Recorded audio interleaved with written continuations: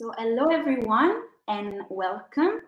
My name is Alessandra and I am the Project and Communication Officer at ECSA, the European Composer and Songwriter Alliance.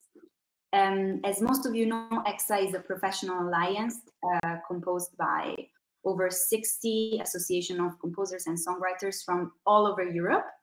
Our main objective as an alliance is to defend and promote the rights of music authors at European, at national and international level. Today, we're with you to present the Capacity Triangle webinar. This edition is entitled Creators and Their Managers.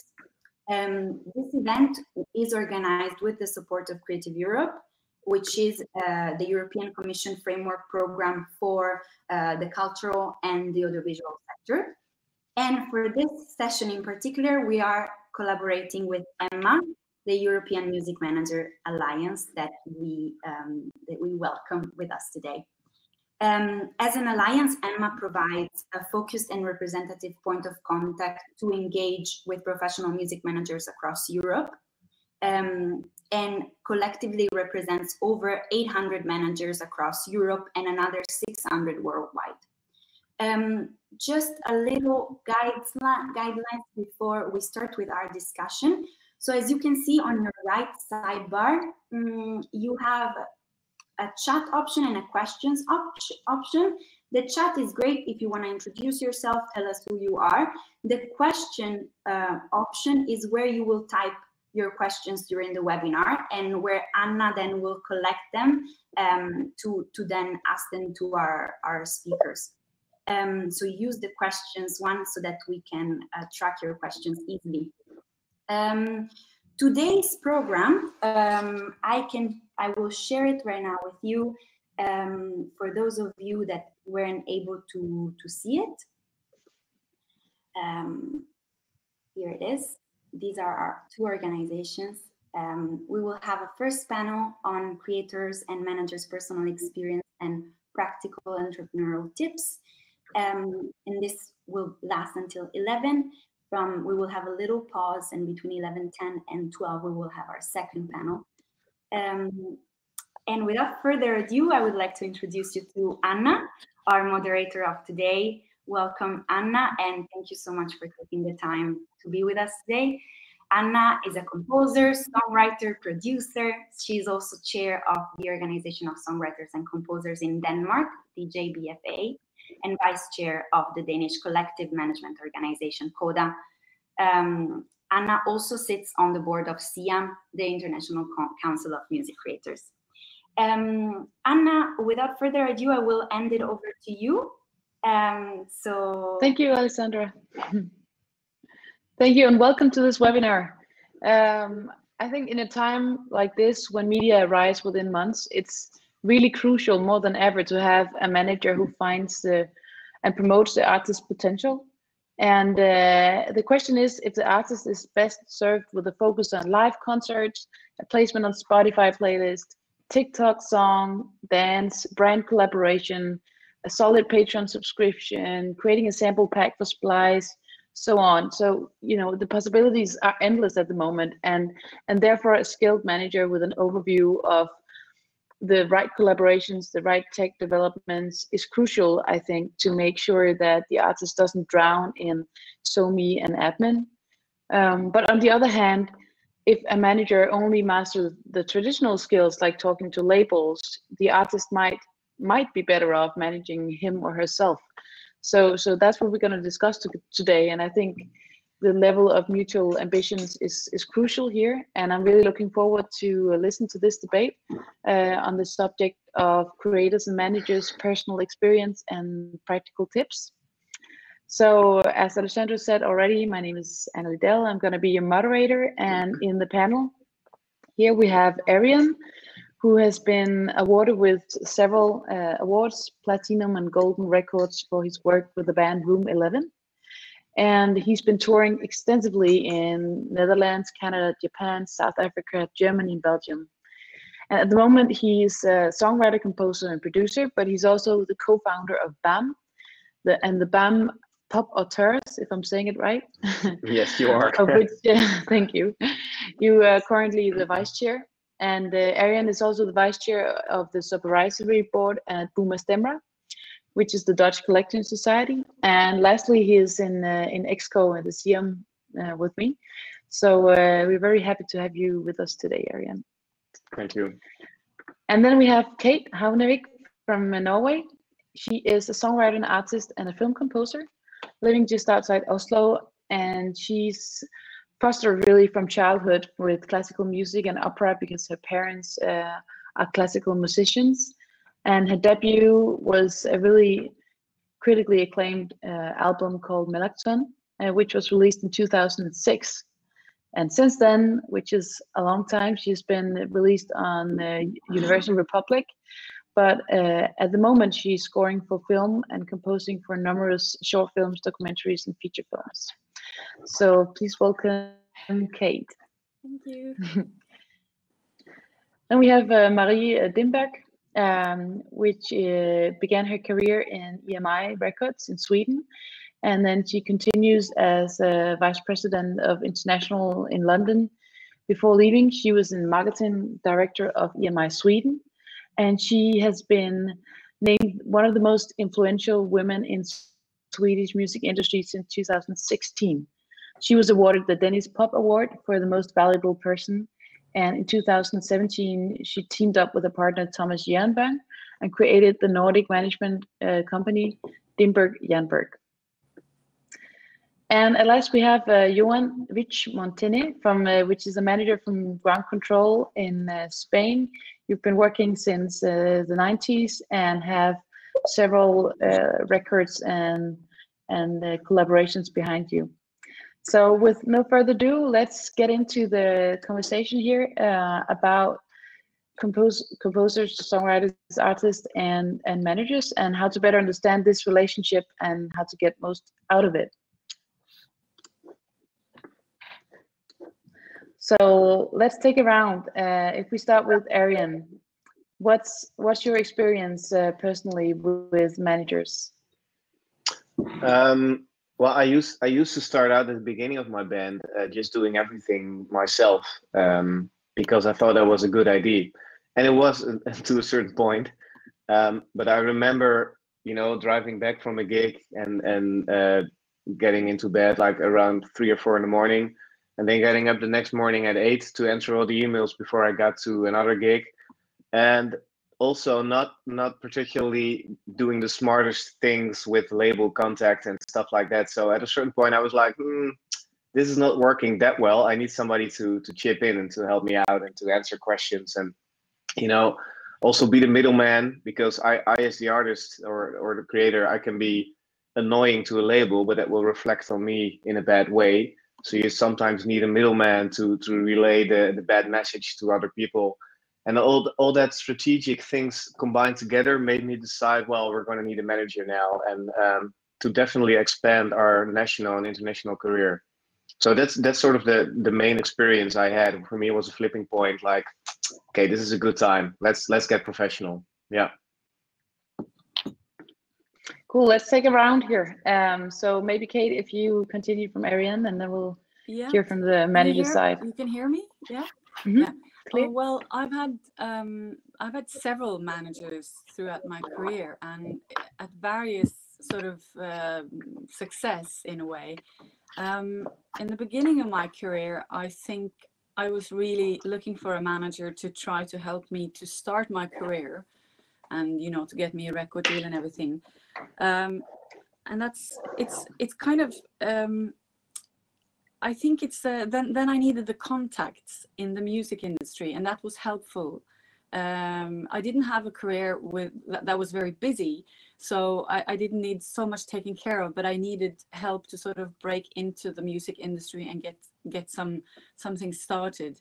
So I managed to get a publishing deal at first, and then after that I felt it wasn't very fruitful, the collaboration. It was more like the manager would take his cut of the upfront fee, and then didn't really create more opportunities for me within the business.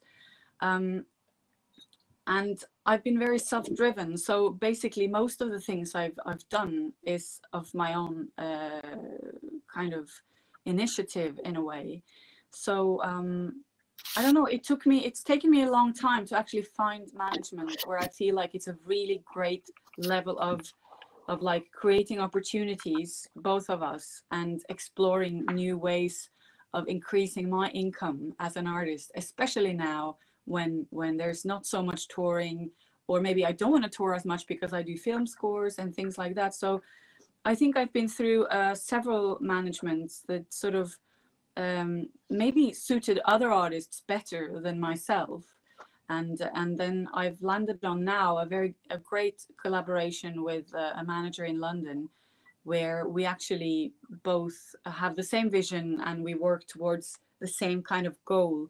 And now I think it's important that the manager is very sussed about how to increase your streaming numbers because of the situation. How do you increase your streamings on Spotify, Tidal, or things like that? So for me, that's very valuable in a management, because I get a lot of work myself, like, but I'm hoping, like, you know, when they can bring something to the table that I just absolutely don't know anything about or I cannot do, that's great for me. And also, of course, take some of the workload off. So I think it's a very you have to have a very careful, good match, I think. And some managers are really good for some artists, and some are not the right match.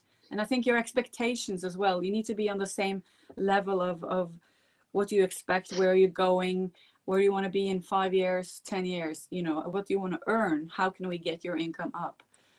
Things like that. Yeah. Thanks. So you had quite different travels in a way, timeline wise. That's interesting. So what is better? Is it better to start DIY and then get the help when you need it, or is it better to start with the manager and get all the contacts and then eventually you can take over? Or what's the best journey and how to get the best expectations laid out? So Maria, what do you think? I think that listening to this, you know, I think that there are some key points here, and that is that it's very individual and very personal. I think that it's like in all relationships, it's the match thing, like Kate said, and also you might need different people at different stages in your career, and it depends a lot on who you are as an artist, as a songwriter, how driven you are, what are your needs? What do you need help? Would you need help to open doors, keeping a schedule, administrative, or do you need help to maximize your work? Do you need creative help, and various ways of income sources? I think that the role of a manager has changed quite dramatically since I started in 1997. Then you were sort of a liaison between artists and label, publishing, touring company, and now because the opportunities are many, but it's really hard to break through. So if you're in a good team with your artists, then you set out to do short-term and long-term plans, and then you try to find a source of income to enable that. Where do you want to be in 5 years? What do you want to do? What are your dreams? You want to be on Broadway? You want to make a massive tour, whenever that will be possible again. So it's you know, setting goals. So do you recommend an artist sitting down and making sure of his or her own expectation first, and find out, do you need to open doors? Do you need creative? Do you need live? What do I need? I think that I think that it really is, for me. I mean, you know, there's so many. There's equal amount of managers and equal amount of different ways of work methods, and I think, and as the same for artists, you know, some of my artists, they don't want to do anything administrative. They you know, we set the schedule, we suggest what they're supposed to do, and they just want to be creative. And others are very driven and have a very good knowledge of economy, and I need this and I need that. And I think that also a lot of the artists that I represent, they have different legs. You know, they do they write music, they perform, they do theater, they do, you know, so it's I think you have to find a combination of people, and also it's a teamwork. You need others, you need other collaborations outside your little circle, but I think that circle needs to be very, very strong and very tight. You need to trust each other, basically. True. And so, Joan, what do you think? More possibilities than ever, but harder to break through than ever. Yes. What does that give you of reality? Well, I was going to say exactly what Marie said at the end. I think it's a matter of trust, and to bring someone onto your team that will help you, and at the same time that will give you a different perspective. The artist is in charge of the creative side, and if you really trust your manager, and if the manager is really behind the project, then you have someone who has perspective and who can tell you things that maybe your friends won't tell you, and who can also have ideas that maybe you didn't have, and has a knowledge of the market. And then, as everyone said, it's about the match. I mean, you need to really trust the people you're working with, and the moment you lose that trust, then you probably should find another manager or manage yourself. So how to trust the right person? That's a really big question. Through long conversations. Arriën, yeah, do you have a good example of a moment where your manager did something that you would have never thought of, like brought a potential out in you that you wouldn't have found yourself? Are you asking me? Sorry. Mm-hmm. Yes. Yeah. Well, yeah, of course. You know, when you do everything yourself in the beginning, it's sort of it's helpful to realize what you are able to do, and especially what you are not able to do. And having a manager broadens that perspective. And I remember at a certain point that we were just, with my band, we were just running around doing shows and, you know, living by the moment. Being booked for festivals when festivals were still alive and stuff like that. And then at a certain point, my manager came up, and it was very basic management one-on-one, I guess. But he said, okay, so here's the next 4 years. What do you want to do? It was really opening up perspective for us. Like, okay, so we need to book holidays like 2 years in advance if we want to have 2 weeks off. And we want to play theater shows within 2 years. So we need to book them now. It was a big, broad overview of the whole timeline. And I think it coincides with what Marie and Joan already were saying. You need sort of a mission. You need a bigger strategy. And for me, especially, a manager is somebody to use as a sparring partner to talk about those issues, to talk about what you want to achieve. And that was the eye opener for me. Instead of talking about, can a manager have the added value of the 15 or 20% that it costs, so to speak, and do you get extra shows and all the nitty-gritty small things? It's about having a career overview and have somebody who you completely trust to talk to about that career overview, and that helps. That definitely helps. So for me, that was an eye opener. So like, if you were 2 years ago and you made a plan for doing small shows, and then 2020 would be your big breakthrough in the live scene, you wouldn't have known that the whole live scene just shut down. So I mean, the Corona is one thing, but platform is another thing. I mean, just 1 year ago, people barely talked about TikTok, and now it's all over, and now it's maybe already gone. So what do you do, Marie, to knowledge yourself about new trends, and to know how do you make a plan in 5 years when you don't know how the world looks like in 5 years? Yes. Well, I don't know really, because everything is by the day. I mean, who would have guessed that we would be in this situation a year ago? And you know, we had full-scale plans for 2020, 2021 that we just had to throw in the garbage bin, basically. So this has been like, you have to find other sources of incomes. You have to remake your plans, and you have to plan for different scenarios. When will things open up? For how many people will it open up? What does it look like in the different countries? Will we be able to tour Sweden, or will we be able to tour? Has the pandemic gone in Asia this spring, for instance? It's really, really hard. So, and I think all these streaming things, it's hard to make a real substantial income from it at this point. That might change, but it's difficult. So I think that the creativity, you release music, you try and find different collaborations, sponsorships, but I must say, if I had the right answer to, I would share it gladly, but I don't at this point in time. I don't know. It's hard. It's hard for everybody. It's really difficult to navigate. The hardest thing is, I think, that we don't know when we can see an end to it.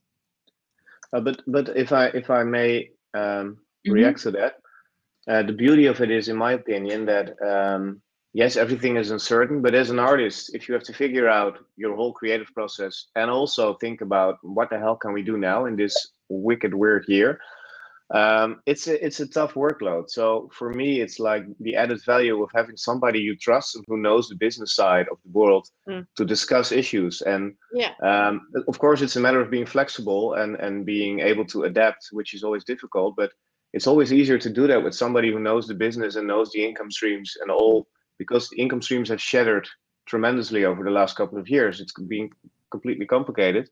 So it really helps to have somebody to talk to as an artist that helps you with that part.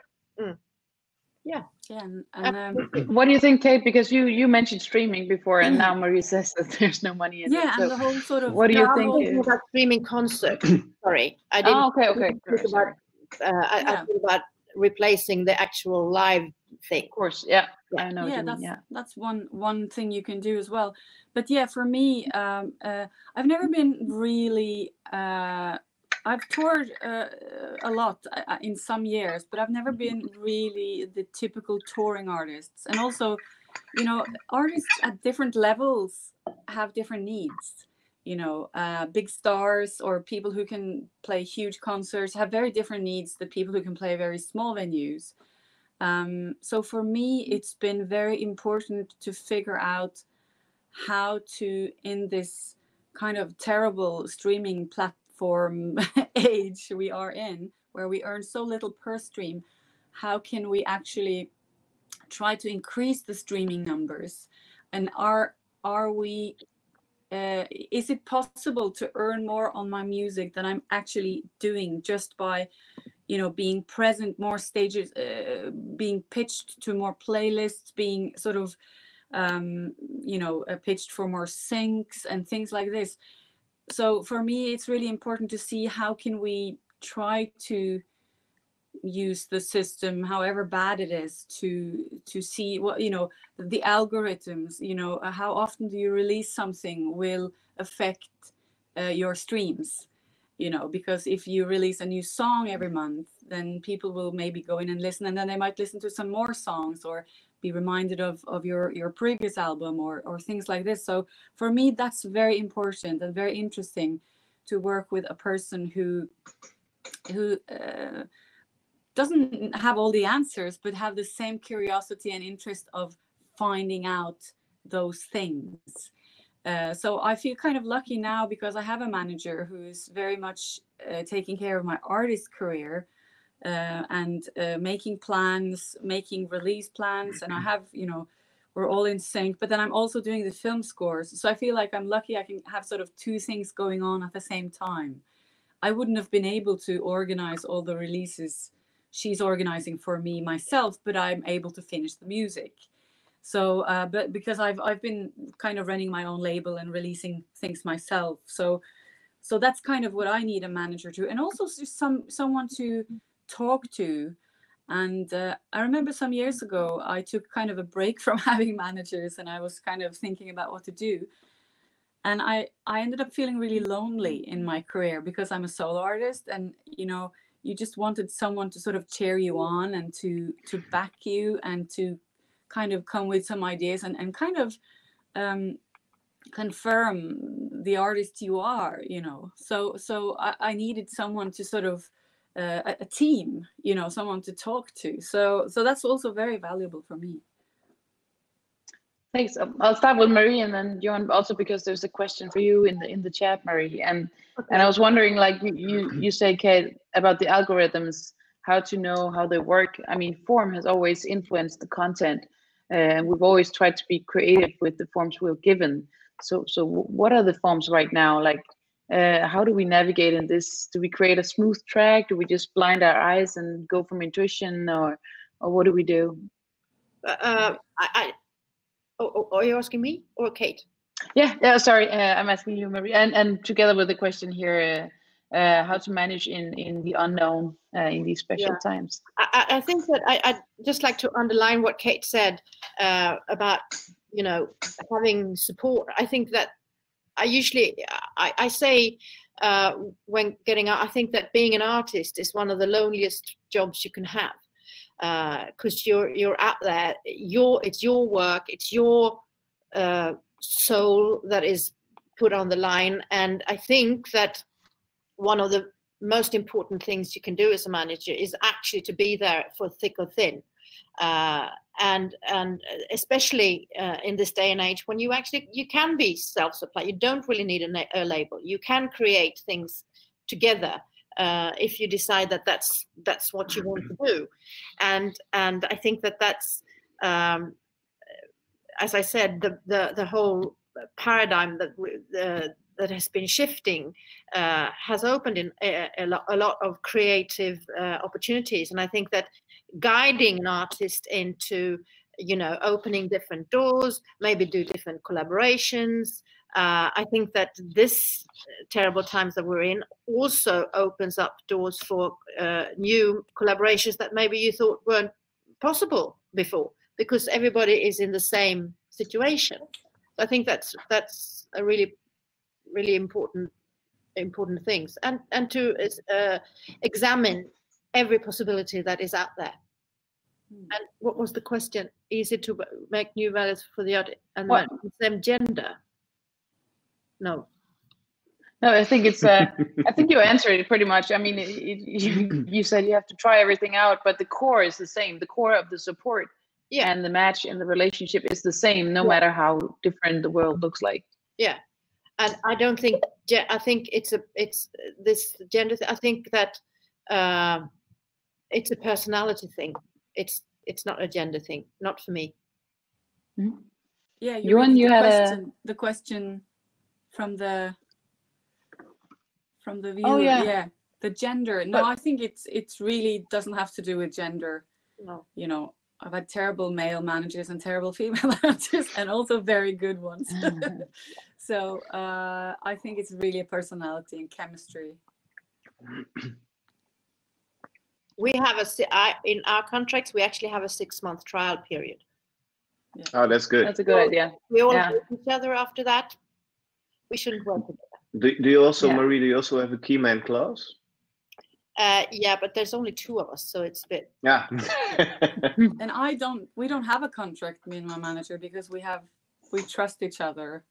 So we decided to not have a contract because we are on the same page, which, I think it's going to be fine, but that would be somebody's but you should have a choice contract. to do. Yeah, I would say so too. But let's say, Johan, you had an arm up some while ago.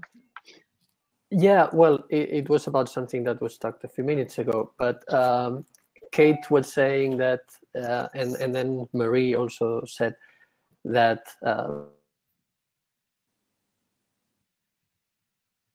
Oh. Hello. Freeze.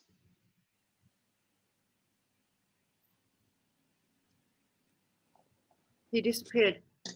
Cliffhanger. Okay, we'll get back to you when you're back. So I think it's very interesting what we talk about here, because we talk about a core in the relationship of the manager and the artist, which is defined by trust and work expectations. Is what I hear. But what happens, like, if we stay in that love, association, relationship match that we started off with? Very often there's a very high and intense beginning of the period where you're really in love, and then at some point reality hits, and you kind of have to figure out how to make it work, even though you might not be firstly in love. So what do you do at that point? Welcome back, Joan. I think you were there. Yeah, sorry, my connection went out. Well, I think that, you know, a relationship is not always a bed of roses. I think that one of the most important things you can do is actually to challenge your artist. Are you sure about this? Should we not explore this way? Should we? I really think. I heard Bette Midler said this big song that she had from that film Vich. And now the title escapes me. Anyway, she refused to record it because she hated it, and her manager said, if you don't record it and release it, I'll stop working with you. And so she did, and it's one of her biggest songs ever. And now she loves it. And it's just an example that sometimes you have to challenge each other. Yeah, that's exactly. Sorry to interrupt, but that's exactly what I was going to say when I went out. You need to go with the artist and back the ideas of the artist, but at the same time, the role of the manager is to challenge the artist. And I think that's very important. Sometimes you have to argue with the artist. Of course, keeping that trust and that great relationship between you, because if you lose that, then the arguments are nasty, and you don't want that. But there are moments when the manager will be the only person who will tell the artist something that no one else around them will tell them. Yeah. And I think that is an important part of the role. Yes. Sorry, I interrupted. You said about the contract, Joan. You said you should write a contract, and someone here is writing. What's important to when you write a contract with a manager? So what's your take on that? Well, as with any contract with anyone, the thing is that when everything is smooth, everyone is happy, but you need to be ready for the moment when some problems may arise. So you need to put clearly on paper what are the obligations of everyone and how you are going to break that relationship if that moment comes, and of course where the manager is taking a cut and where not, and everything that describes your relationship. I think that should be on a contract. If you don't have it, it may be great and you may never need it, but eventually maybe there's a moment where you have a better offer from someone else, or you think your manager is not doing enough, or maybe you got a job and your manager wants their cut and you think they don't deserve it. I mean, if that's not on paper, then they are. Do you have any experience from your own life that you want to share where it went wrong? I mean, I think that's what we can learn from, right? I do. I don't know if I want to share them. That's fair enough. No, but yeah, I had a band that had a very good 5 years growing and getting bigger, and then a bigger manager came. And that's from my perspective, from the manager's perspective, because I had a contract and I had a few more years. I think I had 2 more years. Then we got to an agreement and I got a smaller percentage for a few years, like a sunset clause that I wouldn't have had if I didn't have a contract. From the artist's perspective, it's the same. If they are not absolutely happy and they need to find something else, they need to know when that agreement is terminated, and they need to know how to get out of it in an easier way. Than it's very blurry if there is no contract. Yeah. But when you Well, say when yeah. you say like then a bigger manager came along, and I just wanted to say that that's not always like for artists. You should always consider like this. It's not always better to be with a big management. It can be much better to be with a small management who gives you a lot more attention and works a lot harder for you. So I think it's a little bit of a, I mean, of course, a big management could maybe put you as a support act for very big artists they manage as well, or maybe they have certain connections, but it's not necessarily going to help your career just because they're big. So, you know, you should always go for, you know, the chemistry, personality, and the vision of what you can do together. Yeah. Because I think it's easy for young artists to be very like, oh, they're so big, they manage all these famous people, but it's like, yeah, but does that mean they're going to spend a lot of time on you, or who are you in the middle of this, you know, other roster of people? So big can be It's also great, interesting. but it's not always a benefit for you. It can also be really great with a young, new, hungry person who wants to spend all their time on working on your career. So, but I mean, it's a big fish in a small pond than a small fish in a big pond. Yeah. That's a nice one.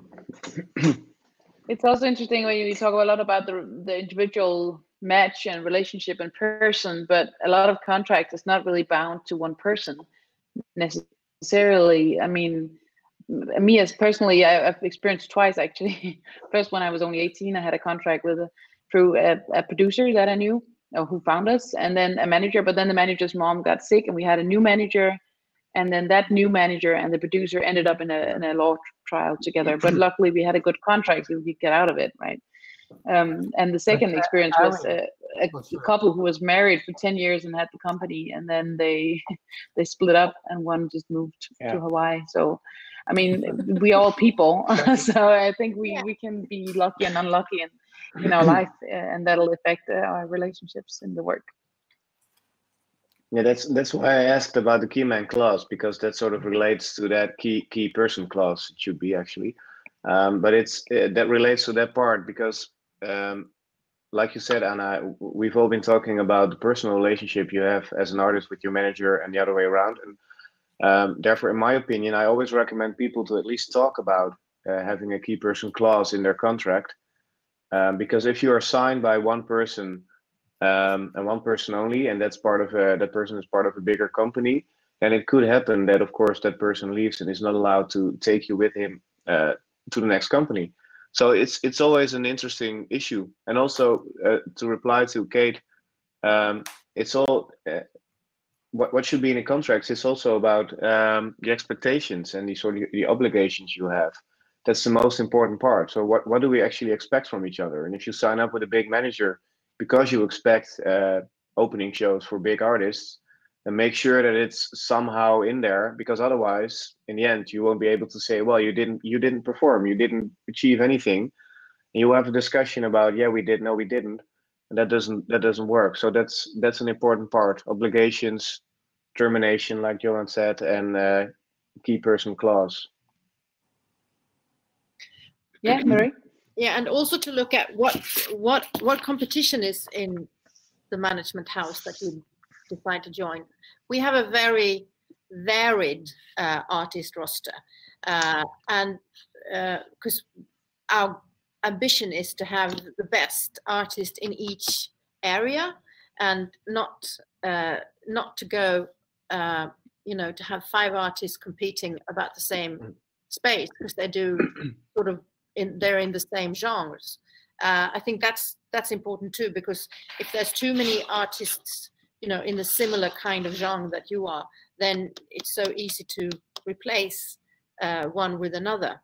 But wouldn't you also say, I agree with you, but just to play the devil's advocate, wouldn't you also say that then you really know that audience and that scene and that sort of, then it would be easy to get another band or artist into the same type of venues, that you already have a setup for that sort of genre or music, so that you know that sort of, so they wouldn't compete, but you would be able to like push them in. Yeah, or to make the most of the opportunities that one of the artists maybe can't take advantage of, and then you have another artist in the same genre that could do that same opportunity. Then you can have solo artists, you can have groups, female, male. I mean, I'm not saying, you know, it's one artist per, but I'm just saying that if you have one really great male singer-songwriter, I wouldn't get two more, but maybe a female singer-songwriter or a group or something like that where you can actually use. But I think it's my experience is that artists are very jealous. Yeah, that's true. Well, it's good to get all the honest stuff on the table. I think you're right, Marie. I think it would be interesting to talk about just the last 15 minutes here, how to actually meet a manager, how to meet an artist, because now all the festivals are closed. It's really difficult to find people. And in connection to that, Javier here is asking, do you have any experience with managing film composers? Because in the US, you need one. But in other countries, producers prefer to meet directly with the composer. Maybe this discussion is only focused on live music. I think it's not only focused on live music. What do you say? No, it's yeah, Marie. No, I was just going to say it depends from a composer point of view. It depends a little bit on what other kind of setups you have. In Sweden, for instance, there are a lot of publishing companies now that are sort of taking a very active role as management for pure composers. And in America, you probably need a bigger setup if you're a composer. But I think at least in Scandinavia, there's a lot of, and Kate, you can contradict me if you want, but in Sweden, I think that some of the good publishers do a good job for their writers. Yeah, absolutely. Publishers do a good job, but I think probably what they mean is to have a film composer agent like they do in the States. Yeah. And I think I haven't had one. I was actually looking for a film composer agent when I found my manager. She was going to be my film composer agent, and we decided we rather wanted her to manage everything I do and mostly my artist career. I think film composer agents should be out there trying to pitch you for work and get you film jobs. I think they should be negotiating good contracts for you and kind of protecting your rights and your copyrights and your publishing, basically. So a good agent, I think, would be out there trying to get you work, unless you are of the size that you are getting the work and you just need advice on the contract and the terms. But in Scandinavia, it's not common to have film composer agents because it's such a small business, the film business. So, but if you want an international career, then it's a good thing to have an agent. Preferably in Germany, maybe the UK, or in the States, or wherever really. It doesn't matter where the agent is, as long as the agent has the connections, and preferably would have some composers and exactly pitch you for projects. When their most famous composer can't do this and that, you can say, well, I have this other composer who's really up and coming. Why don't you have a go with her? So I think an agent is great when you have started getting work. I think you shouldn't start out just expecting the agent to get you work. But you need to be a little bit on a roll, and then you can benefit from having a film composer agent, I think. True. And maybe it's a little bit back to what you said in the beginning, Marie, about what do you want from the manager? Is it opening doors? Or if you're really good network person yourself, you might get jobs that way better. But if you just want to focus on your studio and your music, maybe a manager is necessary. I'm always a little bit cautious with having a publisher as your manager, so to speak, because it's, in my opinion, it's a little bit of a different interest. It doesn't fit the whole picture. So I'm always a publisher definitely suits your career as a songwriter or as a film composer. But also most of the time you talk about other things as a composer. You talk about production fees, neighboring rights. So it's the picture is bigger, in my opinion. So I'm always a little bit cautious. Yes, it can work, but it's not the same as if you're a songwriter or a composer. You just need a publisher as your manager. It's a bigger picture than that, in my opinion. Just as a side note. Yeah, sure. Yeah, well, the publisher will always just want to earn as much money as possible on your publishing. So that will be their intention in any case. Yeah, so but that's not. I'm sorry. But they can, of course, push you to try to work with people that you're not interested in working with. Like I've experienced writers who are like pushed into, oh, you should do all these pop songs on spec, all these sessions, and then it doesn't amount to anything. So yeah, it can also push you in the wrong direction. Yeah. I was wondering, like, sometimes, like, what argument convinces people to collaborate when you have very different life circumstances? Because a lot of the times a manager maybe has a more stable work time job, maybe is more experienced, and an artist is more new and maybe more freelance, and those two different life circumstances might be a challenge in working side by side. What do you think, Joan? Well, yeah, I think when you first contacted me about this chat, it was about the relationship between artists and managers, between creators and managers, and I've thought a lot about that because, as you say, of course it depends on everyone, but myself as a manager and my company, we are 4 people working in the company. We try to have a very set work time and to keep our life in order, just so to speak. Whereas we work with artists, and many of them are very young, which means that sometimes they want to talk to the manager at 2 a.m. on a Tuesday, not to mention when they are on tour in Australia or Japan or the United States, and something happens and you need to be present. So it's a very thin line between keeping your life and at the same time being there 24/7, which I think it's very important being a manager. You really need to be there 24/7. But at the same time, it's a on and off conversation with the artist, always to, like, my slogan for my artists is like, I'm there 24/7 for you, but please look at the watch before you call, depending on what you're going to say, because sometimes an email is enough. And at the same time, you need to understand, you need to put yourself in their shoes and understand that this is their life project.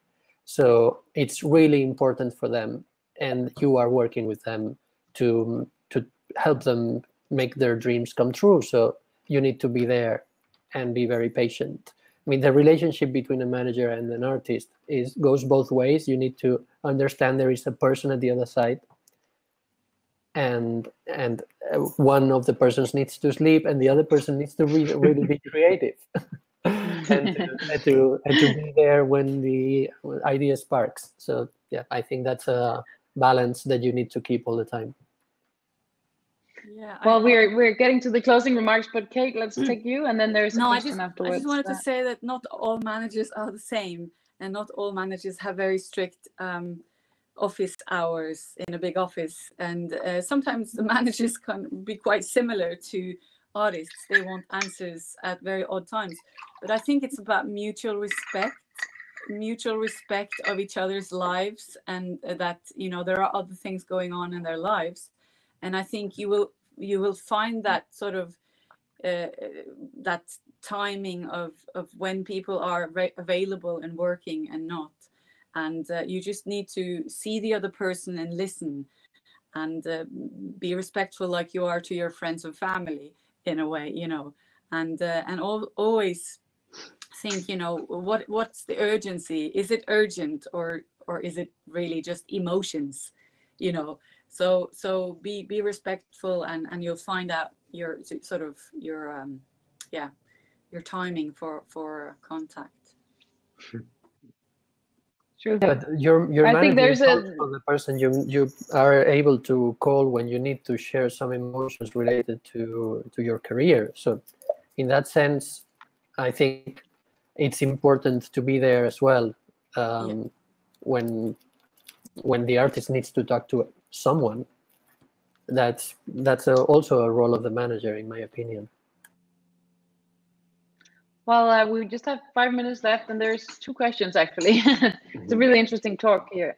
But Izomi asked, what role benefits, if any, can a manager play in a non-artist pop songwriter's career? So I think this is more of a question to you, Maria and Joan, because Arriën and Kate, you are both writing and artist, right? So do you have any experience with managing somebody who's not an artist, but who's only writing for other people? I haven't. I've only managed artists who are also writers, but no, I don't have any experience in that.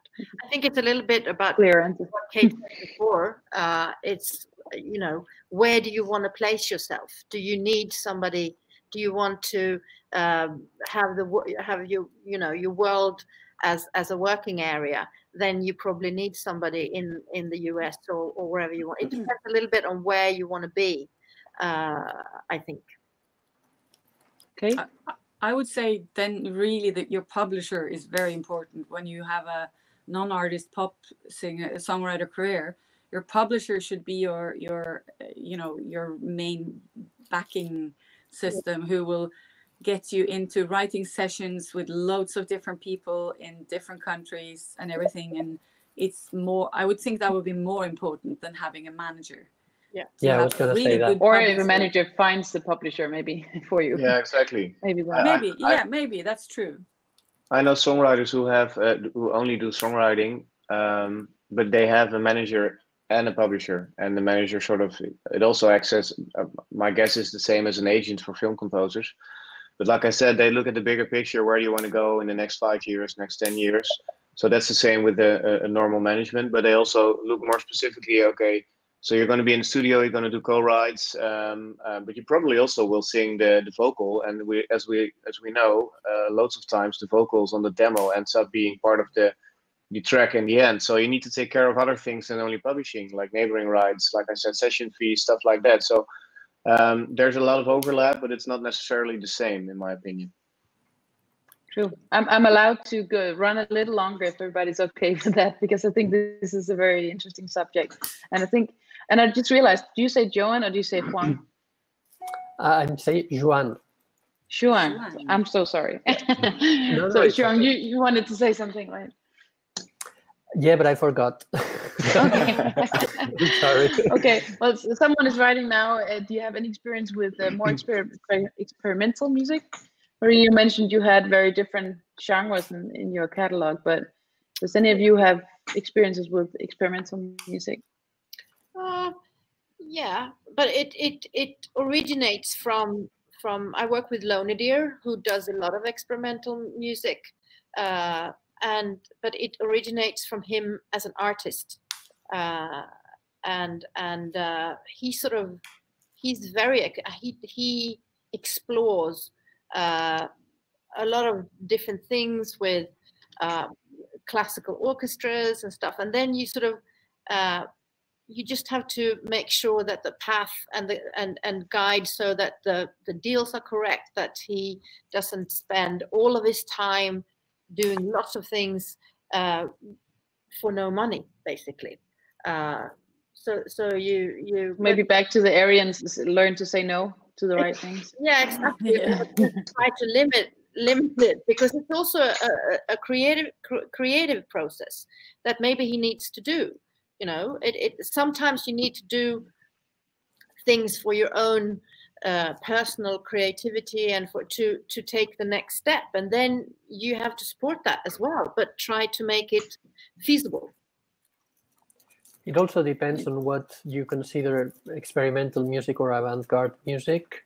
But I haven't managed that kind of artist myself, but I've been close to some And I think the role of the manager can be really interesting in, for example, I know of a manager who worked with an avant-garde artist and found them jobs or collaborations with museums, and also had this idea of them doing soundtracks for silent movies, and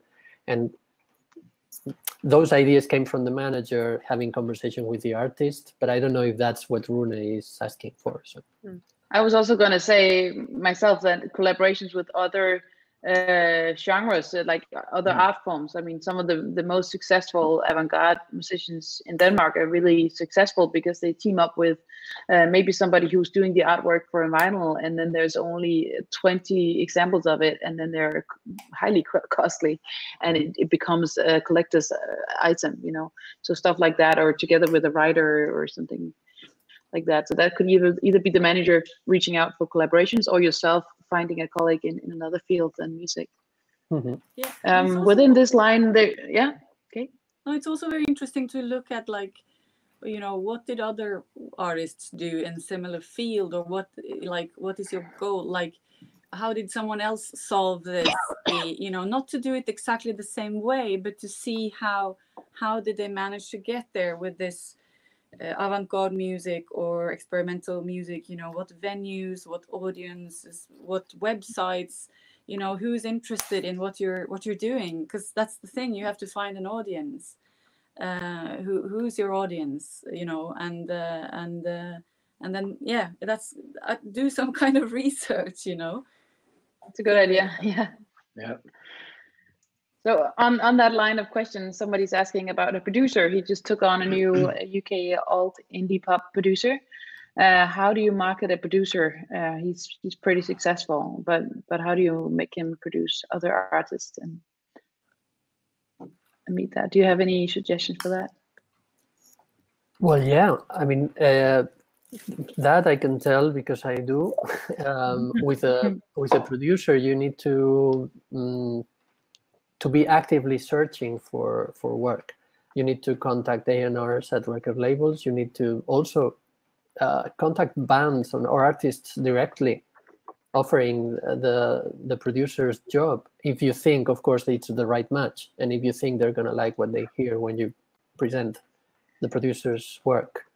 But I think to get work for a producer, it's either word of mouth when the producer has a already reputation, or actively searching and offering the job. And I think it's a better look if the manager does it than if the producer is actively offering themselves. Yeah. So it's good to have a manager for a producer. Yeah.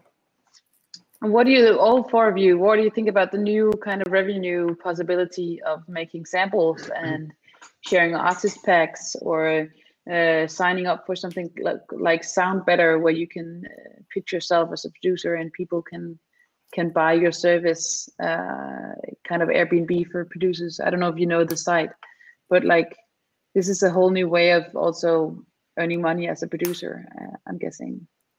Do you have any experience with that? I didn't understand the artist packs. So, okay, so maybe it's just me. I'm producing myself. So I'm using a lot of artist packs, you know, to get inspired by stuff. It could be from Splice, it could be from Spitfire, Native Instrument, Ableton, you know, and then samples? Artists make sample packs. Yeah.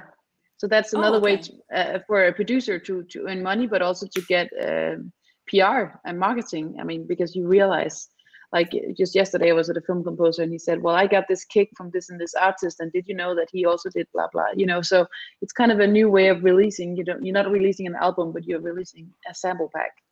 So people can buy it like a little sound library. Yeah, exactly. Well, I think it works if you're Oliver Arnolds, for instance. Exactly. Then everybody, I want to have that piano sound and I want to have this Spitfire library. But I'm not quite sure if I would sell the Arriën Molema sample pack that people would be that much interested. But I might be selling myself short. I'm not quite sure. Yeah. But it could work if you're a bigger artist, I think. If you're a bigger composer artist and you have a specific, a very specific sound that's not very common, and you're sort of an outlier in the sound perspective, and you have a big name, a big reputation, then it could definitely work. Yeah. For me, it's the other way around. Just like you said, Anna, I just look at that stuff, and I get to meet new artists and new producers because I listen to their sample packs. It's for me the other way around, actually. Yeah. Yeah, interesting. Yeah, where do you find these sample packs, Anna? I mean, I can write some links down here. Yeah, but and then the other thing checked those out. Maybe we're getting out of a sub-subject, but the other thing is the Soundwriter, which is a lot of new services where you can find collaborators online, a bit like Airbnb, as I said. So you can search for a producer who either did these and these artists or has this and this sound, and it's quite big producers and songwriters who's in there. And you can send your song and somebody else finishes it, and you pay them a fee for that. So that's a new way of collaborating, especially in this quarantine time. I think they've had a very exponential sign-up reach and usage. Well, let's see if there's any other questions here. Lonely Deer is a favorite, very helpful. Well, do you have any closing remarks then for now?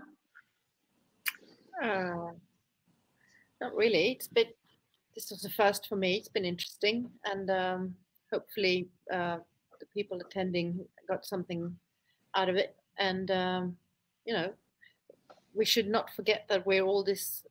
Most of us are all in this because it's a passion, and never lose track of that. That's true. Yeah, I think that's a very good closing word, actually. We have a lot of positive vibe in the chat over here. That's nice. I think it was very interesting. I think we went through the whole journey and the trust, the match, but also the possibilities and especially the expectations that you need to clear up before you sign with anybody. So I don't see any final questions. So let's have a short break now and then get back and hear from both Emma and ECSA about their work. Well, now we're going to move to the next panel where we want to exchange on the current measures taken by ECSA and EMMA in this very special situation of the current COVID pandemic crisis, but also to improve the remuneration and working conditions for music creators in general. So the big question is, did the action taken at the European level meet the needs of these two networks, EMMA and ECSA? And with us today, we have Marc du Moulin, who is the ECSA secretary, general secretary for ECSA, the Songwriters, European Songwriters Commission. And he has an in-depth understanding of the functioning of creative industries and an extensive experience in European affairs. He previously worked for European Film Agency directors and the Motion Picture Associations, the European Commission, and the Eurocinema. So you have quite in-depth knowledge of the creative business here in Europe. And then the other panel is Per Kviman, the CEO of Stockholm-based management Versity Music, chair of Music Managers Forum Sweden, and of the European Music Managers Alliance, EMMA, who's here today. And Versity was founded in 2003 with the manager Andy Farrow as one of the partners, and it represents a big variety of artists at the moment. So he's been working since the 90s with big acts, and now we are here to discuss the matter of the post-COVID situation. And we already presented Arriën at the former panel. I think everybody now has been here since 10 o'clock, is that right? More or less, yeah. So I don't need to present myself either, but my name is Anna Lidell, and I'm happy to moderate this debate. So welcome, all of you. Thank you. Hello. Thank you. I think we should start off with Marc. If you had a small presentation on ECSA's situation at the moment. Thank you, Anna. So let me just thank you, Alessandra. So I just prepared a short presentation just to explain a little bit what ECSA is doing at, in particular, at the European level. Because, as you know, in 2019, there was the adoption of the EU Copyright Directive, which was a key objective for ECSA. And I would like to just present this first objective and see how member states should implement it so that it can really improve the situation and position of music creators. Then I will just shortly present the impact of the COVID-19 crisis on music creators. Although, of course, this is something that has still an impact and will have a very long-lasting impact on music creation. Then I will explain a little bit what has been the EU response to the COVID-19 crisis so far, including some explanation about Creative Europe, what's next about Creative Europe, what is Creative Europe, and so on. And then I will conclude with just a few words on the EU forthcoming initiatives on digital platforms and artificial intelligence. So just to remind you a little bit about the EU Copyright Directive, as you know, it led to very tense debates in the EU, notably in the European Parliament. ECSA lobbied a lot to make sure that it contains good provision for music creators, and also that it was eventually adopted by the EU, which happened in 2019 by a very short majority. So it was a big victory for ECSA. Just to explain what are the main provision of interest to ECSA, I will start with Article 17, which we call the transfer of value. So basically, the issue there was the abuse of the safe harbor in the e-commerce directive done by certain digital platforms, what we call UGC platforms like YouTube. So basically, the solution chosen by the EU has been to make sure that those platforms need a license and cannot hide behind a safe harbor. Then there is a whole chapter which is of key importance to all music creators, but also creators in other sectors like audiovisual, book, and so on. And it contains 4 main provisions, Article 18 to 23. So Article 18 sets out a principle of appropriate and proportionate remuneration. This is a very good principle, but it is open to various interpretation for member states when they are now implementing the directive. What we hope for is that it will help to ban a buyout for music creators and make sure that they can always get proportionate remuneration from the use of their works. Then we have Article 19, which is really a key article of this chapter on remuneration. It's about transparency. So it is here to make sure that authors and performers receive on a regular basis relevant and comprehensive information about the exploitation of their works. This is a very strong provision which includes all modes of exploitation, all revenues generated, and all remuneration due. And it should also apply to sub-licenses and worldwide. Then we have Article 20, the contract adjustment mechanism, where authors and performers can claim additional appropriate and fair remuneration when the remuneration originally agreed is disproportionately low compared to all the revenues made by publishers and producers. That's what we call as well the best seller clause. Then we have Article 21, which sets out a dispute resolution mechanism. And then we have Article 22, the right of revocation, which basically says that where a creator has license his rights on an exclusive basis, he can revoke his rights if there is a lack of exploitation of the work.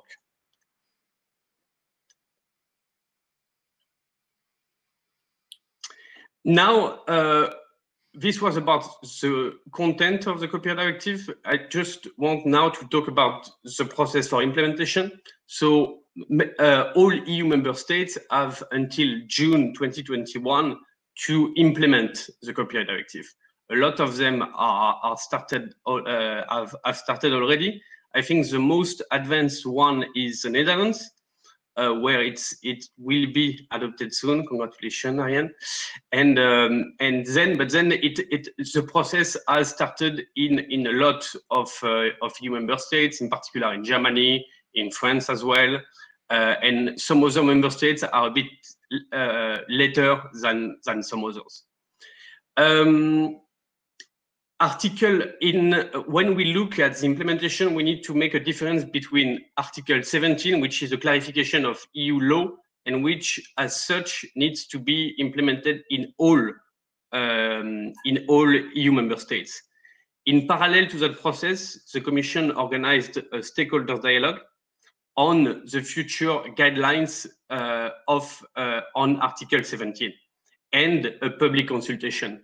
There are some concerns for music authors and for the creative community in general, notably about the low level of information required by OSSPs. So OSSPs are the UGC platforms like YouTube, and also the fact that they submit the redress mechanism in this Article 17 to the country of origin principle.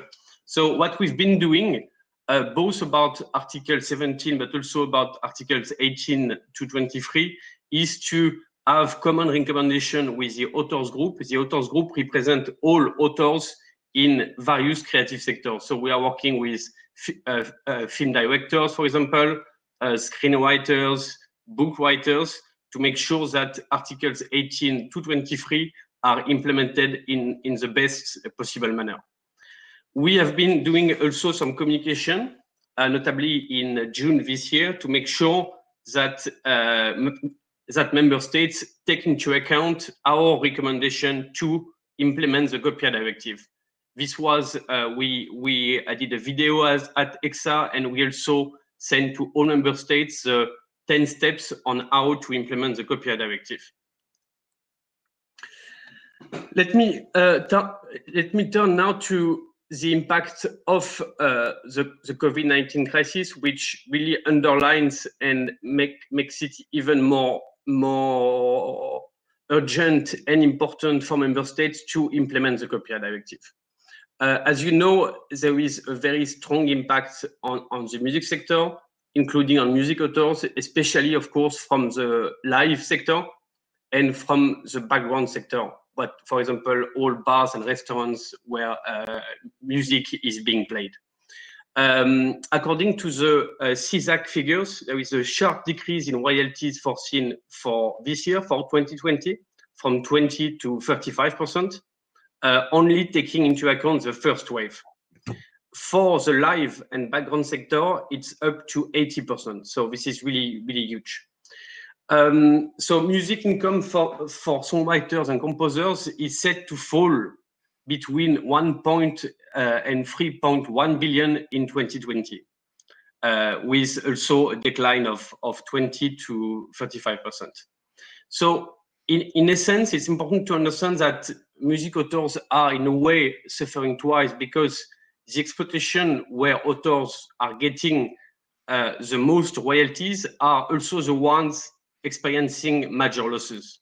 You know, in the meantime, revenues for digital users like streaming are still very low, while streaming is booming now. So there are new possibilities for licensing, such as the live streaming of works, of concerts, but of course this will not compensate from the losses due to the COVID-19. So what, therefore, we need to think really about is a new approach on streaming revenues, and of course to encourage even further a faithful implementation of the copyright directive. what happened from March this year? Of course, what we did was to lobby the EU, so the Parliament, the Commission, to make sure that they can support the cultural and creative sector, the music sector, music authors. And so we've done a lot of common letters to policymakers with all the creative community. What, as you know, there was a big EU plan to recover from the crisis that was agreed with European leaders at the end of July this year, and now the agreement was both on the MFF, so what we call the European budget, but also on the recovery plan. What we have been looking on the budget side is our Creative Europe, which is the main EU program supporting the cultural and creative sectors. We have been pushing, of course, for more budget to support culture creators in this situation. So now the final negotiation took place, and there is 0.6 billion more for the Creative Europe program in comparison with the last negotiation, and that's basically 50% more than the current program, which ends in 2021. So now we should see the future program for next year with a budget of 2.2 billion, which is a very good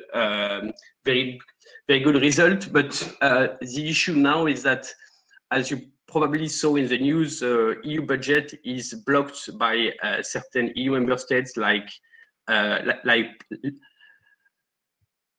Poland, Hungary, and Slovenia, not of course related to the cultural aspect, but related to the rule of law. So we continue to work now to make sure that the funds that will support the recovery also go to culture and the creative sector. There has been a lot of initiative, notably in the European Parliament, to make sure that at the very least, 2% of those budgets of the recovery plan will go to cultural activities. Let me just now quickly speak about other initiatives that the EU should take in the coming months and years. The first one is artificial intelligence. So there was a white paper published by the European Commission with the consultation and so on. We've been working on that at ECSA. Now the European Parliament is also drafting a lot of reports on the use of artificial intelligence, which, as you know, is very important for the music sector. So we are looking at that. We are looking in particular at the interplay between AI and copyright, both for the input, which is about the copyright exception, and for the output. So to see what would be the legal regime of assisted AI works in comparison with AI, with work that would be completely generated by AI. We also, in general, about artificial intelligence, algorithm, and so on, try to look at ensuring a very high level of transparency, because AI algorithm can have, as you know, very important consequences on authors' rights and on cultural diversity, especially on music streaming services. And then last but not least, there is also one big initiative of the European Commission, which is the Digital Services Act, which should be a proposal published by the European Commission before the end of the year. So we are looking at it will be a regulation impacting all the platforms in Europe, and it will be basically a reopening of the e-commerce directive that was adopted 20 years ago. So we are looking at this initiative from different perspectives. The first one is to address the issue of copyright infringements and unlicensed platforms. The second is to make sure that there is an increased transparency and the promotion of cultural diversity online. And to do that, we want to take a critical look at how music streaming services function today. Both to look at the discussion around user-centric, but also how creators are getting revenues from streaming. And last but not least, there is also, the Commission is also looking at the interplay between competition law and the ability of self-employed and freelance individuals, like including authors and performers, to engage into a collective bargaining. Because what often happens today is that composers and songwriters cannot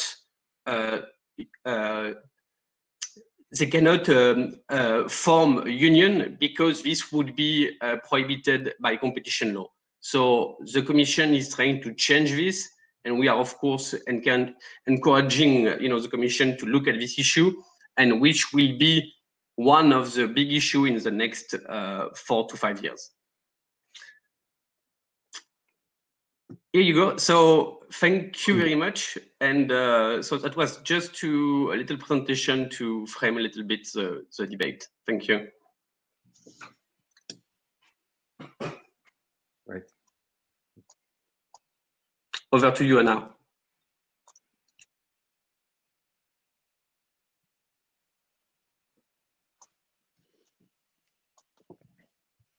I think, Anna, you're muted. Anna lost the internet connection. Okay, she's back. Hey, She's back. connection went out. Thank you so much, Marc. There's no doubt that we are in front of a very interesting year next year with all these different changes. And you talked about the streaming booming, and here in EMMA, you've taken an active role in suggesting streaming reform. So maybe you let us know a bit about the EMMA work in this matter. We went out with, which I think is published on the chat, our ACT statement some weeks ago, where we are, one main issue is fair remuneration between rights holders, labels, and artists. That we'll see that as the key point. We have also views and issues with how the digital platforms act, but I think for us the main thing is that the remuneration between rights holders and artists is changed, especially when it comes to legacy contract and contracts done, I would say, from most contracts that are more than 5 years old. In the great presentation Marc did, I would say for us that Article 20 is the key one when it comes to this, because it relates to that contracts that are not related to today's market should have the possibility to renegotiate them, and we think the whole market have changed. The net profit that the labels are making from master rights have gone up with 50 to 130% because the costs are gone, the manufacturing cost is gone, a lot of times distribution costs are gone, mechanical royalties are not part of it, and yet they refuse to raise the artist royalty, and which I think it's pretty obscene, to be honest, and they also keep recouping old debts that are more than 15 years old, or that they've been writing off since way back, so they use that to actually a lot of the time keep 100% of the income. I think the average royalty from one of the majors with contract pre the digital era was 11%, which means that the label keep 89% of the income.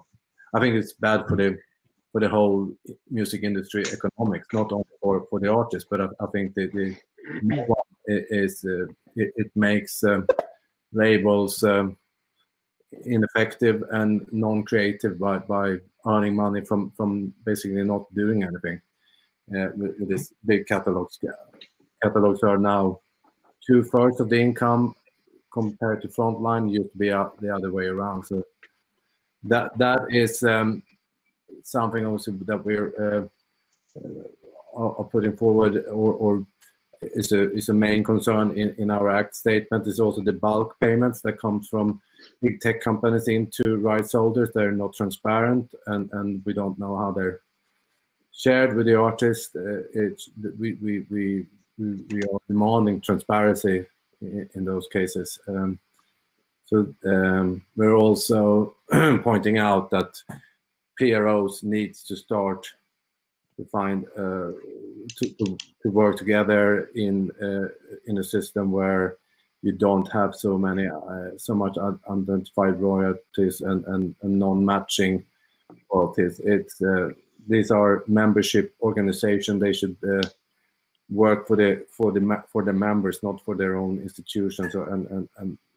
And the best way of serving their members is to make sure that they have accounting systems that match, and that the royalties comes to the songwriters and not ends up in so-called black box money. That's I would say the main parts of our ACT statement. Thank you, Per.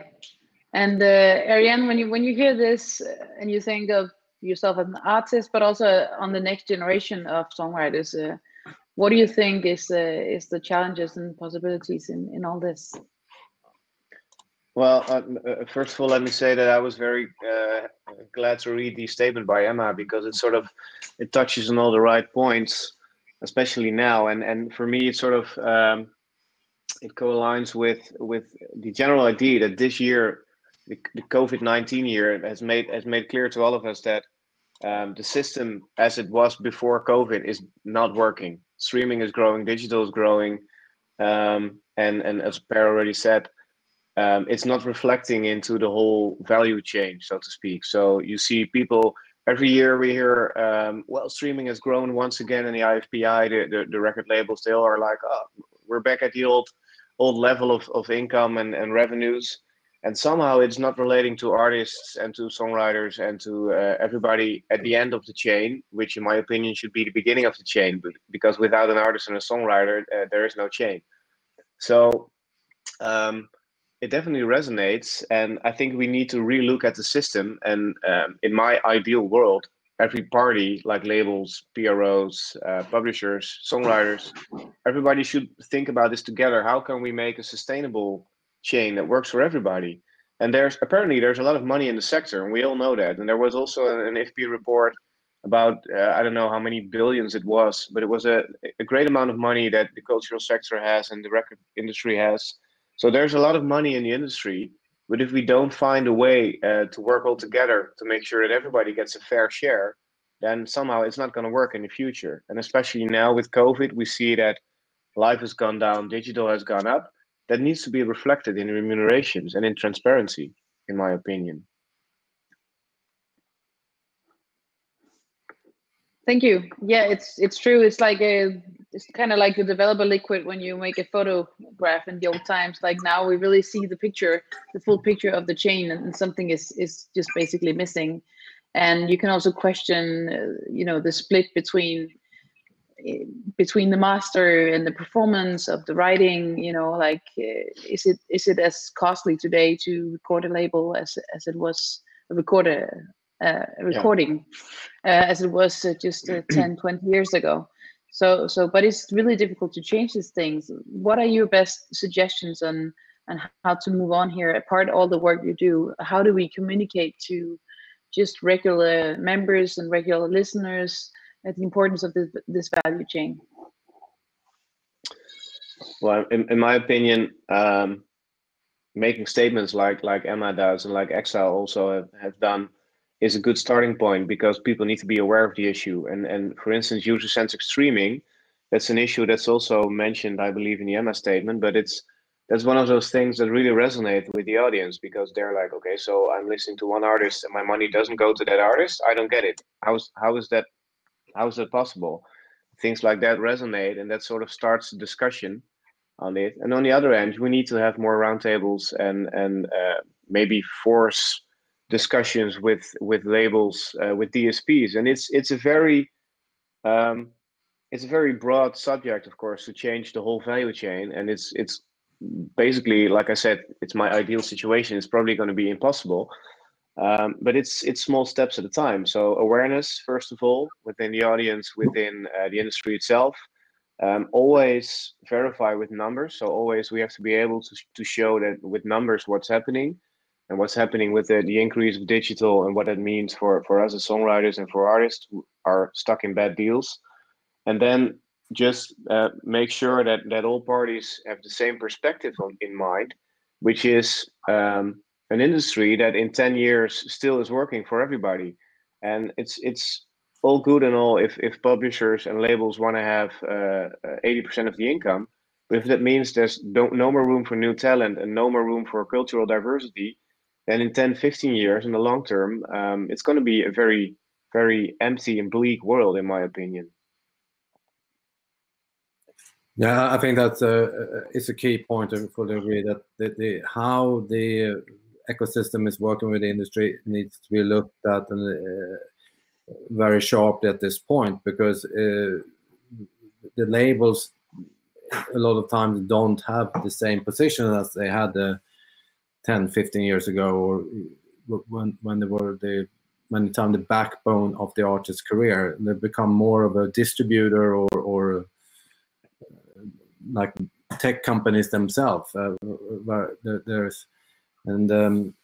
don't think it's necessarily, or it's not healthy that you, on the other hand, and say that the artists can do it all on their self-release, handle their promotion together with management. I think that's unhealthy, not at least in a mental way, that you get overloaded with work.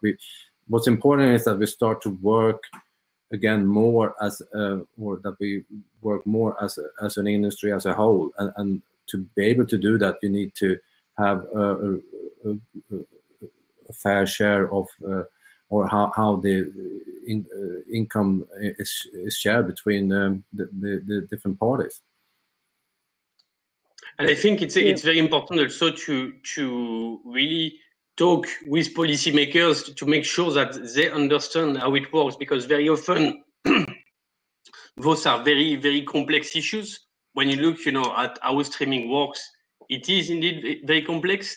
But I think we need to always, convey and try to explain how it works to policymakers, because they are the ones that can help putting pressure on record labels, on the whole industry, in making sure that it can build, a better, fairer, sustainable future for all music creators. And there is one initiative that I wanted to mention, which takes place in the European Parliament. This is the Cultural Creators Friendship Group. So you have a group of many MEPs trying to put first the interest of music creators, and they have adopted a working plan, and they're organizing a lot of events to try to put it in the forefront, really, the issues of creators from various cultural sectors. So I can share with you the webpage and the work program, and I think they really have identified the core issues that are important for us, and we are doing with them. We are organizing a roundtable next week on streaming on the 1st of December. I send the information on the chat, and they are you have really a lot of members of the European Parliament there trying to help us. So I think they can be the voice of trying to change the system. Thank you. Someone, Antonio here is writing about Tencent. I haven't read this article, but maybe one of you have heard what they did. What is he referring to with regard to Tencent? Well, it's a long article. I haven't read it, so I was just wondering if one of you have read it. Otherwise, I think you had a remark, Pierre. No, I would say also when it comes to policymakers and politicians across EU and EU, most importantly the EU Parliament, the EU directive is very important that it's implemented in the right way. But what I believe that politicians really have a great task to oversee now is with the vaccine being a fact that it's there and starting to be distributed, is to have a plan of the reopening of events and live events, and not sit back and wait for the vaccine to be being fully distributed and then start the opening. We need the opening now, and we need to have a plan for the opening now. They need to really work together as a whole. It doesn't, for many of the artists we work with, they are pan-European touring artists, and it doesn't help if one country opens up and if other doesn't, then still you can't do proper work across Europe. So that's something I really hope and think they should be focusing on at this point. I think you're very right, Pierre, and a lot of this COVID is very national based, the regulation and also the solutions. But here's something where we really need an international answer to it. I mean, in Denmark, I know that right now they're testing these 15-minute tests. So it's just quick test, and you know within 15 minutes whether you're positive or negative, and then you can actually attend a concert and a cultural events. And the cost of that compared to the cost of what we're losing now, closing things down, is much less. So actually this might be a good transition period, because it might be half a year before we can have big concerts, and who knows when we can have people flown in from abroad. Maybe that'll be 1 year. So I think you're right in looking at solutions right now for how to deal with this. Yeah, and our sector has been hit very hard, in my opinion, because if I look at the Netherlands, where I live, everything is sort of closed down, but certain industries are still open, and there's no rationale behind it, no rationale that makes sense to me, at least. So all the stages and venues are still closed down, but airplanes can still fly, and people can go together in an airplane and fly to, I don't know, whatever island. So there's a lot of unrest within artists. They're like, this doesn't make sense. Why are we not allowed to play gigs? Maybe for not as big an audience, but it doesn't make sense. And also some sort of coordination internationally between the countries on those topics should really help. And I agree, Anna, quick testing, that's an option that has been discussed, but who's going to pay for it? Government? Well, that's the question, you know. Hopefully the government, because they're losing a lot of money at the moment on the cultural sector. But also, I think, like, how do we move on from here? What will happen? What is your prediction if you may dare so much? I mean, in Denmark, we see that around 15% is leaving the music business at the moment, because they just can't make it run around. So no matter what, we'll have a business where there's fewer people. And who do you think we're losing? Is it just those who don't really want it, or is it those who are brave enough to do more edgy stuff? Or do you have any predictions on how the music business is going to look like in 1 year from now? I think we also are losing a lot of infrastructures, like technicians, crews, sound or audio companies, and PA. The whole infrastructure is really suffering. That's the more we'll let that happen, the longer it will take to restart the industry, and that's so important that we give not only the creators funding and help to survive, also the infrastructure around them. That's true. Marc, what do you think? I think not just looking at how the recovery plan is done at the European level, it's both a discussion taking place in Brussels and in each EU member state, because basically each national member state can prioritize the sectors he wants to prioritize. Then the Commission is trying to guide all member states to say you should invest in digital, you should invest in culture, you should. But at the end of the day, it's going to be the choice of each national member state because they have been impacted in different ways. The recovery plan was done, was conceived after the first wave, but now with the second wave, it's changing quite a lot. So there will be a need for a second recovery plan because the first recovery plan, as for example, is giving more resources to certain countries which have suffered the most from the first wave, like Spain, like Italy. But with the first wave, a lot of different countries have also suffered a lot. So there will be a need for a new recovery plan. What we are trying to do at ECSA is trying to make sure that the regulation and notably the recovery and resilient facility contains good language that encourages all member states to invest in culture. But then the way the money will flow in each national state will be a national competence, not a European one. So I think it's important to raise our voices, not only on European level, but also at the national level. Yeah.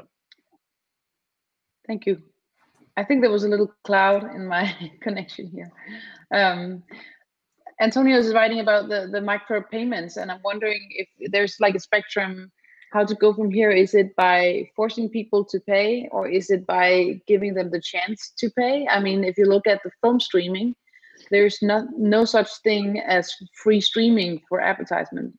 You have to pay something. You cannot not even get like 1 month for free most of the time. So I mean, they had a different strategy in the film world than the music tech does.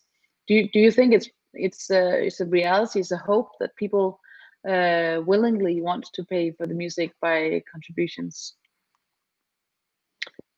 We always used to, right? So I remember buying my first CD with my own earned money from my paper route. So it's a matter, there's probably a lot of studies on how much money people are willing to spend on music, being it concerts, whatever, you know, merchandise, stuff like that. But streaming is already sort of cheap. It's 120 euros per year. I used to buy more CDs than that and spend more on CDs when I was 16. I didn't have the money, but of course I was a little bit obsessed with music, so that's my that's my deviation from the norm. But still, I think that people would be willing to pay for music. But I think this, what Antonio is writing about, sort of resonates more with the user-centered streaming. That people want to pay small amounts for the music they are listening to, and that's sort of a transparency and it's sort of the ethical argument, right? Like you want your money to go to the artists you want to support and you're listening to. So that's, for me, that's basically, if that's what the article is about, micropayments could work. I don't know if they would enlarge the whole pie of income for artists and songwriters, but the principle of giving money to whatever music you're listening to, that's a very fundamental principle in my mind. Thank you. And now there's a question about the infrastructure peer that you were talking about. Jesus is saying, basically wondering about solutions for innovations for the PROs. I seem to hear mostly about tech on the streaming side, not as much on the PRO side. Maybe I'm just not aware. Are you aware of any progression here? On the PRO side, yeah, so the PROs is, it's like, yeah, in Sweden we have. I think on the infrastructure for the PRO, so the tech and software, yeah, PRO needs. I know there's a lot of projects going on to make it more cohesive, how they are accounting, but I think it's also it's so much down to the will of the different PROs. Like there's more PROs than there are countries in the world, and they are all have their different accounting system, and that just opens up for unmatching royalty and so that's that's the important thing, that they start to work together with a common system. I mean, on the label side, it's much more cohesive, and how they account from how they're getting accounted from the digital platforms. So that yeah, I don't know if that answered the question, but I think it does partly. But what about Marc and Arriën? Have you heard of any? Well, it's sort of, it's a question whether we're talking about the accounting side of PROs or the enormous amounts of data that come in. For me, it's the basic principle is always whenever your song gets played, you should get paid. So it's sort of a one-on-one situation.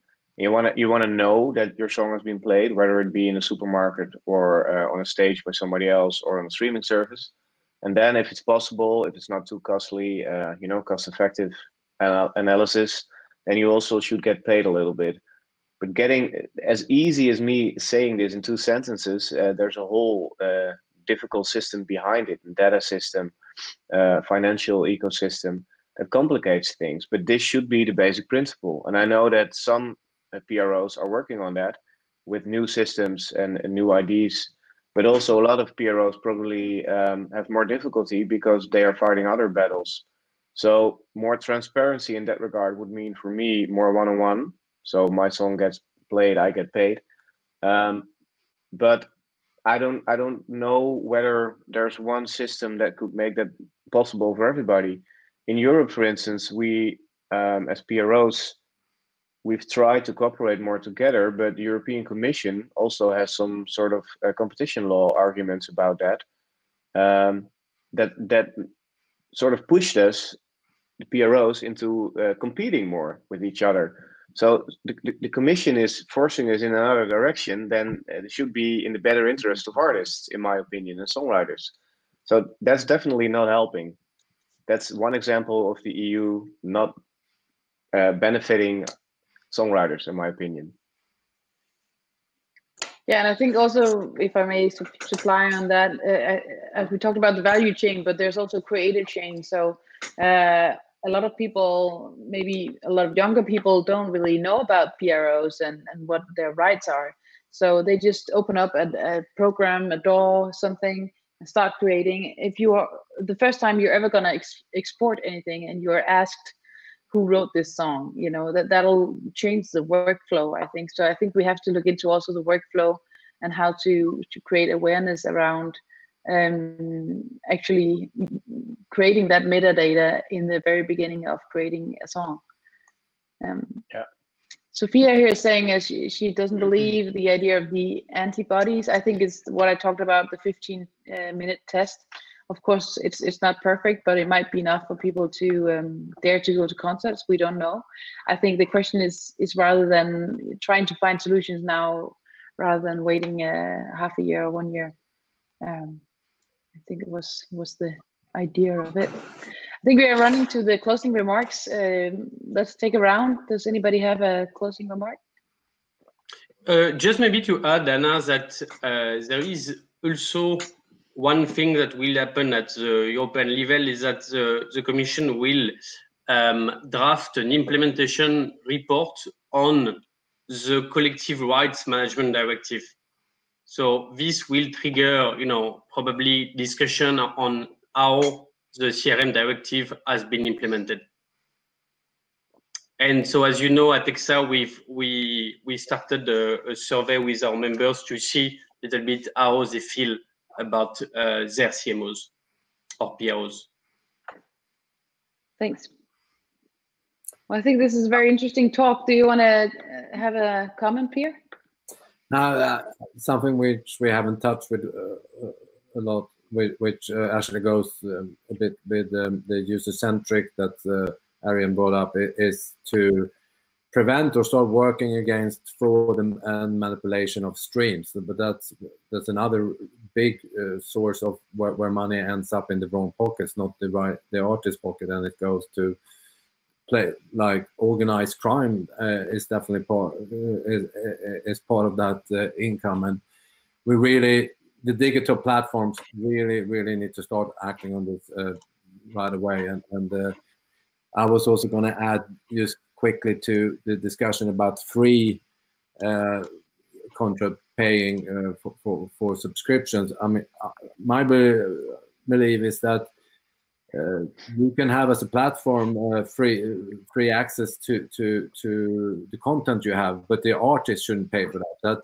You drive up the value of the of your digital, of your Spotify or YouTube, and also the label drives up the value of their company. That they can, if they think that's a great business idea, they can do it, but that doesn't mean that the artist, the royalty or songwriters royalty should be dipped down. Thanks. I think this is very interesting too. It talks into the matter of transparency and metadata in general and awareness. And I think that's what we are all going to work for in the near future. Somebody, Benjamin, is writing, if you're interested in cultural creators friendship group, there's a link here. You can sign up. And also Marc shared the talk about streaming here the 1st of December, which is next week. So this is just to say that everybody is welcome to join here.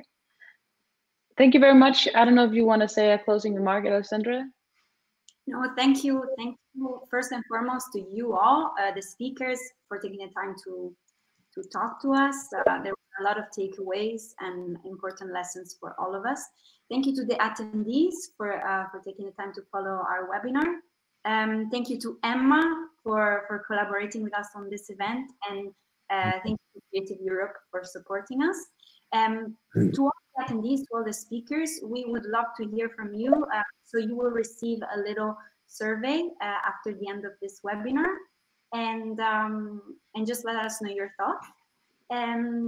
We will hopefully see you soon at one of our virtual or in-person events. So thank you all, and we'll see you soon, hopefully. Thank you also from here, and a lot of positive vibes on the chat here. It was very nice to talk about this. So have a good day.